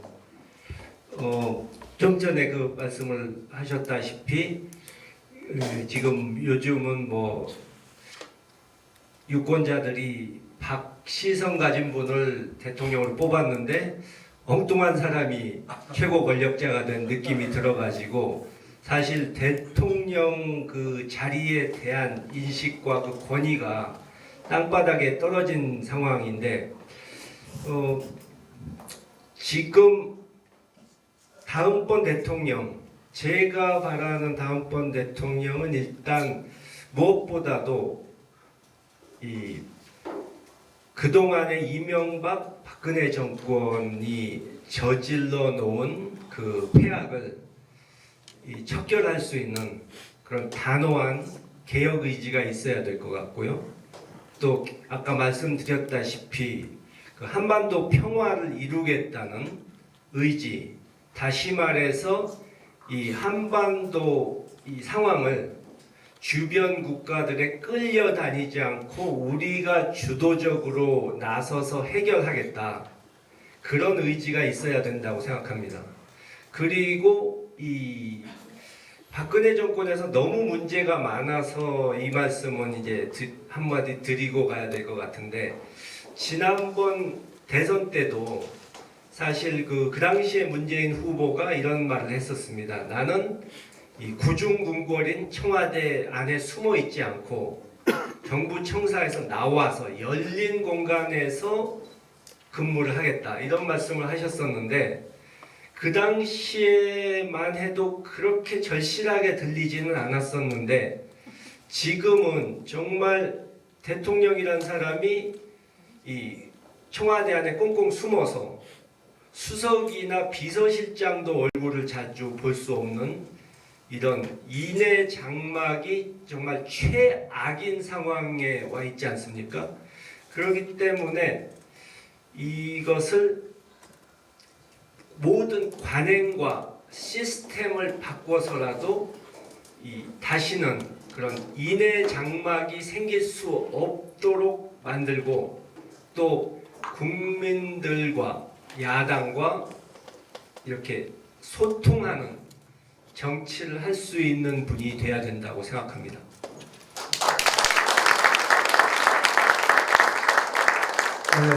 네, 여러분들 마음속에 그림을 그리고 계실 줄 믿습니다. 그런데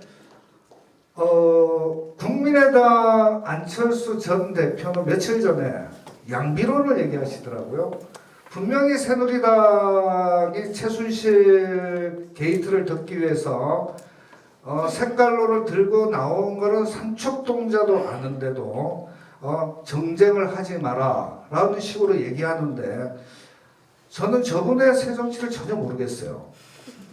우리 김홍걸 위원장님은 새정치 아십니까? 그분에서 한 말씀 잠깐 코멘트해 주시죠.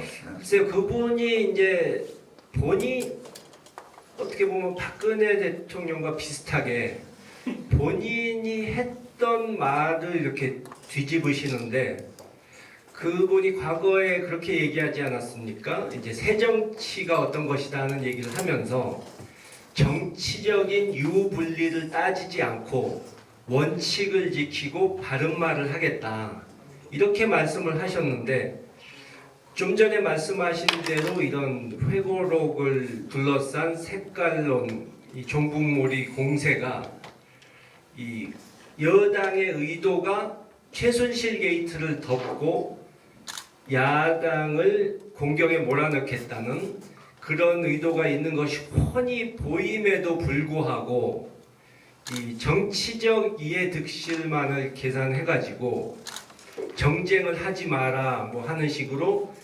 양비론을 펼치는 것은 그동안에 본인이 외쳐왔던 그 새정치의 그 정신에도 어긋나는 것이 아닌가, 그렇게 생각합니다.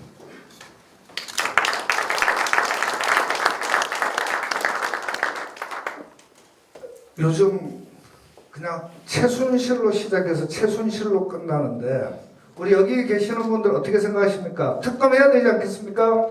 네. 우리 위원장님 생각 어떠십니까? 특검 당연히 지금의 검찰이 밝혀낼 수 없다는 것은 뭐 말할 필요조차 없고요. 근데 특검을 이제 하려고 하면 여당 측에서 틀림없이 필사적으로 반대를 할 겁니다. 근데 저는 그 여당 분들이 지금 이 최순실 게이트가 아직 정말 빙산의 일각만이 드러난 상황에서도 여당이 저렇게 여론조사를 보면은 지지도가 떨어지고 타격을 입는데, 진상이 정말 다 드러나면 어떻게 그걸 감당하려고 저렇게 필사적으로 막으려고 하는지 어떻게 보면 지금 자해 행위를 하고 있는 것이거든요. 박근혜 대통령은 내후년 초면 물러나지만 새누리당 의원들은 그 후에도 정치할 분들 아닙니까?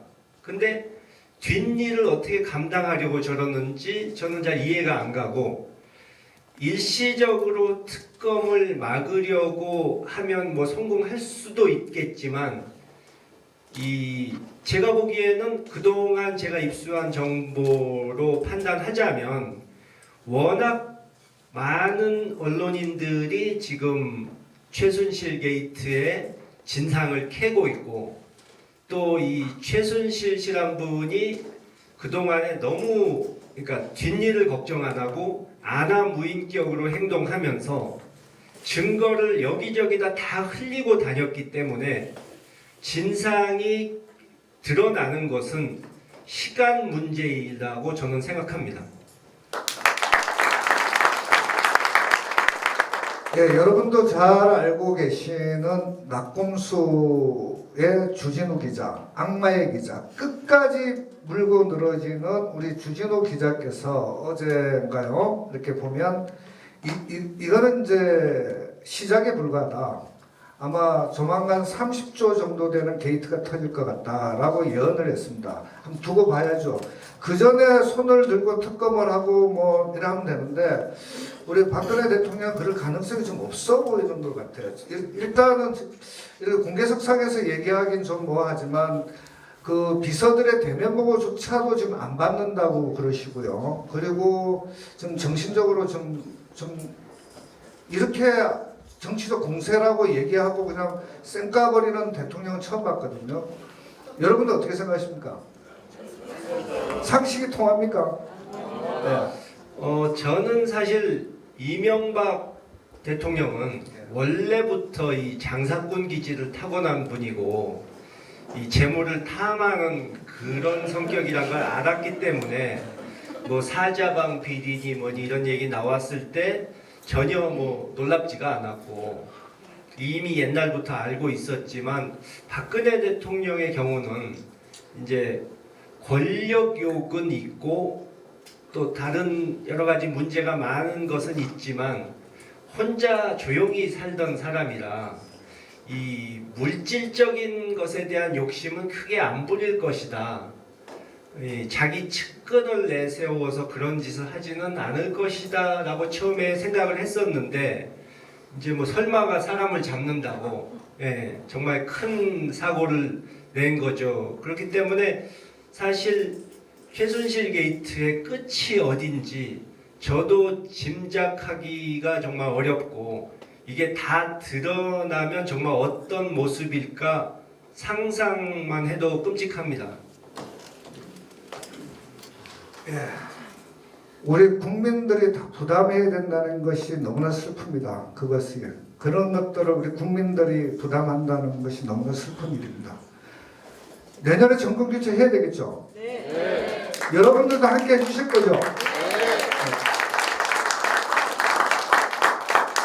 꼭 세상을 바꿀 수 있도록 우리 김원걸 위원장 좀 함께 해주시고요. 우리 김대중 대통령께서 그런 말을 하셨습니다. 정의가 강물처럼 흐르고 자유가 들꽃처럼 만발하며 통일의 희망이 무지개같이 떠오르는 나라를 만들고 싶다. 김대중 대통령님의 말씀입니다. 그리고 우리 김원걸 위원장님께서는 항상 그런 말씀을 하셨습니다. 어머님 살아생전에 정권교체의 모습을 보여주고 싶다 라고 우리 김 위원장님 말씀하셨는데, 마지막 질문 드리겠습니다. 이제 정치인 김원걸 어떠한 모습으로 국민들에게 다가가고 내년 정권 교체를 위해서 어떻게 하고 싶으신지 우리 거제 지역 우리 회원님들에게 마지막 말씀 드리고 이 토크쇼를 마치도록 하겠습니다. 잠시만 다시. 정치인 김원걸 위원장님의 모습 앞으로. 먼저 이 주최 측에 하나 감사한 말씀을 마지막으로 드려야 되는데, 저를 먼저 이재명 시장님보다 먼저 불러주신 데 대해서 감사드리고 싶습니다. 먼저 불러주신 것에 감사드린 이유가 이재명 시장은 워낙 속사포고 말씀을 잘하시기 때문에 제가 두 번째로 왔으면은 이 비교가 됐을 텐데 그래서 먼저 하게 돼서 참 다행이다라는 생각이 들고요. 저희 어머니께서 지금 말씀을 하셔서 생각이 나는데 저희 어머니께서 지난번 선거 때 우리가 패배하고 박근혜 후보가 당선되는 것을 보시면서 굉장히 실망을 하시고 한편으론 또 이 박근혜 대통령이 예감이 정말 박근혜 대통령이 큰 문제를 일으킬 것 같다. 임기나 제대로 채울지 모르겠다 하는 이런 말씀을 하셨는데 불길한 예감이 정말 현실로 다가오는 것 같아서 걱정스럽고 제가 이번에 이 정치에 발을 들인 것은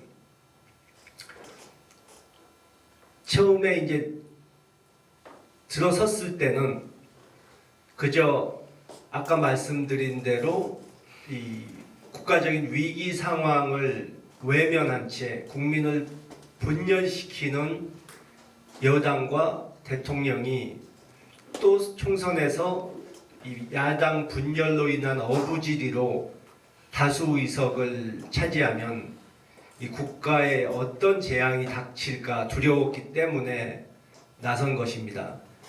그리고 제가 지금 정권 교체를 위해서 열심히 뛰고 있는데 정권 교체가 되면은 저는 아까 말씀드린 대로 이 돌아가신 저희 아버지와 또 노무현 대통령님의 뜻을 받들어서 이 한반도 평화와 그리고 우리 한민족이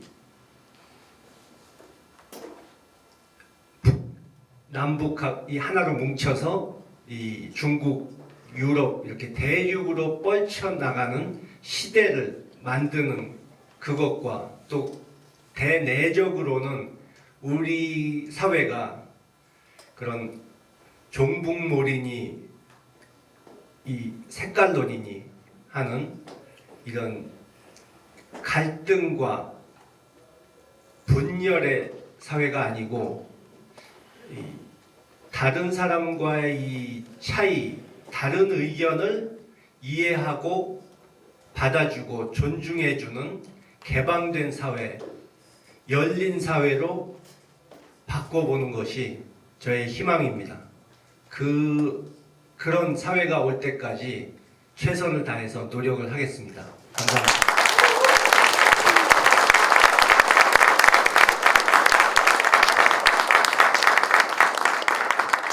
예, 2시간 동안 우리 김원걸 위원장과 저하고 지금 노무현재단 시민학교 부산에서부터 시작해서 전라도 그다음에 이렇게 다시 경상도를 왔고 다음 주에는 부산에 다시 앵콜쇼로 갑니다. 이렇게 하는데 여러분들 오늘 거제 우리 회원님들 너무 진지하시고 너무 이렇게 적극적으로 너무 감사하고요.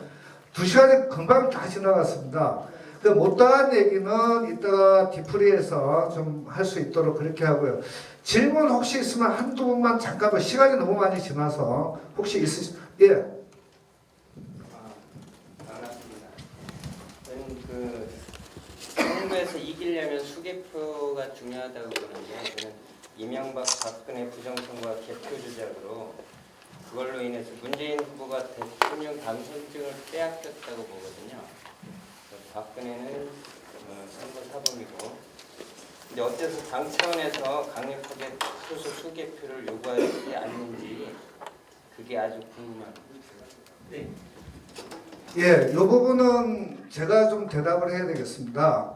어제부터 부정선거 방지를 위한 전 시민 100만이 서명 운동을 시민의 날개에서 시작을 했습니다. 그래서 일정 규모의 국민들의 서명이 있으면 당하고 딜을 할 겁니다. 그 선거법을 개정하는 딜을 할 건데 우리 지금 이제 질문자께서 말씀하셨듯이 수개표를 반드시 해야 된다라고 하시는 분도 있고 그리고 지난 선거를 이제 부정선거로 다 국민들은 다 알고 있습니다만은 국민들은 다 알고 있잖아요. 근데 이거를 지금 이제 당선증을 뺏겼다 이렇게 얘기까지 하는 것도 다 이해를 합니다. 하지만 국가라는 거는 국회가 있는 거고 법을 개정하는 부분이라든지 이런 부분은 그냥 누가 한두 사람의 그냥 심정으로 가지고 되는 건 아니라서 여러분들께서 힘을 모아주셔야 됩니다. 내년 대선을 위해서 만약에 선거법이 개정이 되지 않는다면 우리 시민들의 힘으로 선거를 감시하겠다. 수개표까지 다 감시하겠다는 운동을 우리는 시작을 한 겁니다. 그래서 내년에는 이 친구들이 다시는 부정선거를 하지 못하도록 하는 것은 여러분들이 하셔야 됩니다. 그 말씀 충분히 감안을 하고 서명해 주십시오. 서명해 주시면 선거에서 이길 수 있습니다. 그럼 저들이 할 수 있는 건 딱 하나입니다. 전쟁입니다. 전쟁. 아까 우리 위원장님께서 서두에 말씀하셨듯이 전쟁 분위기 만드는 것밖에 없습니다. 그거마저 우리가 시민들이 막아내면 됩니다. 예, 부탁드리겠습니다.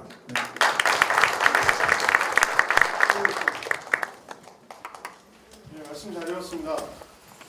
내년 정권 교체를 위해서 지금의 더불어민주당의 모습으로 가능할 것이다라고 예상하시는지 여쭙고 싶습니다. 가능하지 않다고 한다면 어떤 점들을 구체적으로 고쳐나가야 되는지 말씀해 주시면 감사하겠습니다. 예, 아직 이제 부족한 점이 여러 보이는 것은 저도 인정하고요. 좀 더 이제 당과 또 현재 이제 대선 주자로 불리는 분들이 좀 더 이제 분발하셔야 될 부분이 제가 보기에는 이제 여러 가지 있겠지만 그 중에서 이제 정책, 전략, 홍보 이런 부분에 있어서 여당에 비해서 우리가 부족한 점이 사실입니다.